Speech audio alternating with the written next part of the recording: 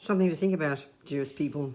You know, this Buddhist approach to the mind, one way of talking is that we've got these different states, these different conceptual stories in the mind. But because they're so instinctive, they just feel natural. We don't hear the conceptuality underneath them, you know. And they drive us, and this is the ones that cause us so much pain, you know. So one of them is this intense, as Lama Zopa calls it, grasping at permanent me. We can see the workings of this, can't we, you know? Let's say when bad things are happening, or you feel like you're depressed, or you're angry, or you're jealous, something is there, and it's true, it's there. What we do is we over-exaggerate it. We see it as set in stone, and then we think, this is me. I mean, we really recognize this, you know? And we do exactly the same with other people.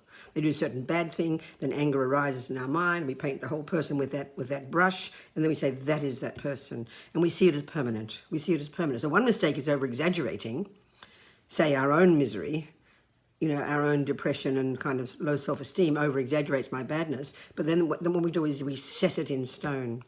This is just tragic, you know? I mean, the most fundamental, anybody with half a brain can see that things are not set in stone. Things change, they're dynamic, second by second, things are changing. So we have to kind of argue with ourselves. And so when everything's lovely, then that's fantastic, it's wonderful to be happy, but then we set that in stone. Now I'm happy, now I found happiness, and we think that's permanent. And of course, because it's not, because things change, then we collapse, we fall into despair, and now we think that is permanent, and we can't see the light at the end of the tunnel. We can see this, you know. So we have to argue with these misconceptions. This is really, we have to be our own therapist. It's cognitive therapy. Argue with these misconceptions, but we have to recognize them. The trouble is we only notice them when they're fully emotional, you know, but we have to dig deep, dig down, drill down, and get to hear the story that informs that emotion and argue with it.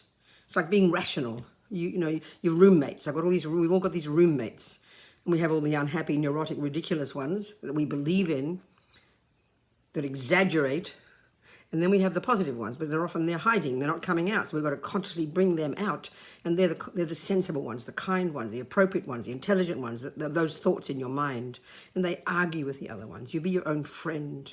It's a really simple way of putting it, and we can all do it, but we have to have the will to do it, and we have to see the benefit, which is being more content, more fulfilled, more courageous. That's our potential.